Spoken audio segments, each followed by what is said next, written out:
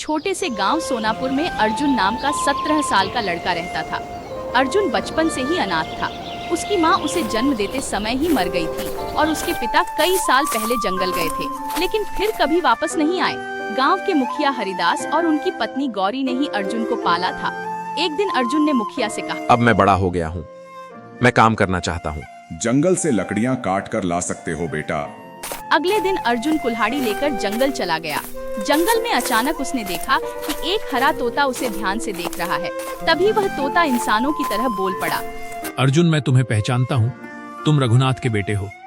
तुम तोता होकर कैसे बोल सकते हो? मैं असल में एक राजकुमार हूँ।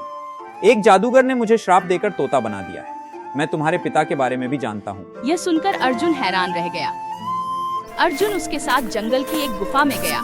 वहाँ एक जादुई घड़ा रखा था। उसी समय एक साधु वहाँ आ गया। बेटा, इसे मत तोड़ना। यह तोता नहीं बल्कि एक खतरनाक राक्षस है।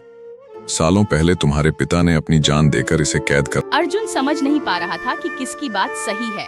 इनकी बात मत सुनो। अगर तुमने घड़ा नहीं तोड़ा तो तुम अपने पिता से कभी नहीं मिल पाओगे। अर्जुन भ्रम में पड़ गया और गुस्से में घड़ा तोड़ दिया। तुरंत वह तोता एक भयानक राक्षस बन गया। राक्षस जोर से हंसते हुए बोला, धन्यवाद अर्जुन, अब मैं आजाद हूँ।